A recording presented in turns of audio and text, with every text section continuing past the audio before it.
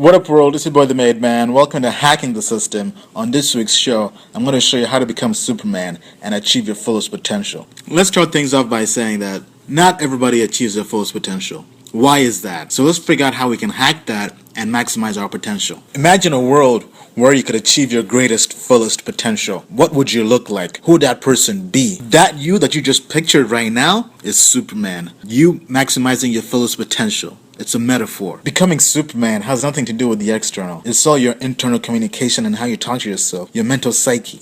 Let's go into more detail now about who Superman actually is. The metaphor, the symbolism. What's the background of that story? The metaphor for Superman comes from German philosopher Friedrich Nietzsche and his concept of the Übermensch, which translates to Superman from German to English. To become an Übermensch meant to conquer life, to achieve your fullest potential. You acted on life rather than life acting upon you. Let's cover in more detail now some of the philosophies of Superman or Übermensch that Nietzsche came up with. Let's start off with my favorite quote from Nietzsche. To live is to suffer. To survive is to find some meaning in the suffering. Suffering happens to everybody. It's part of the human condition. You can't really conquer life until you find meaning in your suffering. Life has suffering. Life has highs and lows. A life consisting of no suffering at all is pure fantasy. Get over it. The most fundamental concept of life is to understand that complaining about suffering won't help you achieve your maximum fullest potential. Achieving your fullest potential requires you to know your why. He who has a why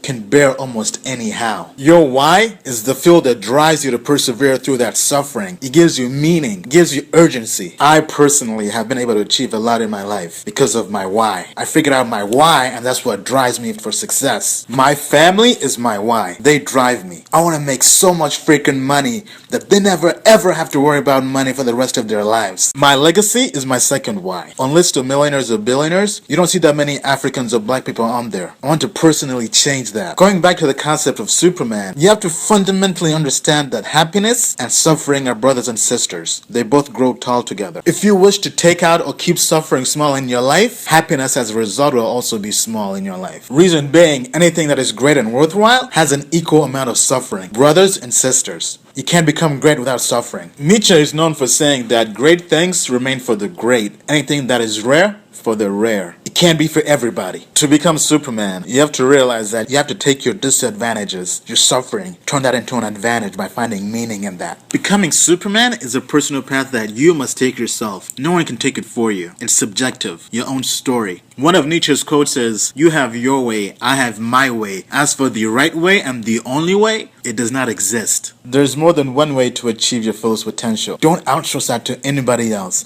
Not your family, not your religion, not society. When you outsource your personal journey of becoming Superman to your family, society, or religion, that's called herd mentality. Very simple. By definition, anything that is common cannot be rare. Anything that is not rare cannot be great. Don't outsource your personal journey to gods in the sky. This is a journey that you must take yourself, rather than just sitting there and praying for a better life. Go out there and create a better life. Have personal responsibility and accountability for your life. As a matter of fact, adopt the viewpoint that prayers and wishing don't work. If you want to achieve anything in your life, go out there and do it yourself. Take accountable responsibility for your life. Any suffering that has occurred in your life is your responsibility to fix, no one else's. Alright, that's a wrap. Right, that was a deep episode, very, very deep. I'm very excited about to film the full video out here in Vegas. Stay tuned.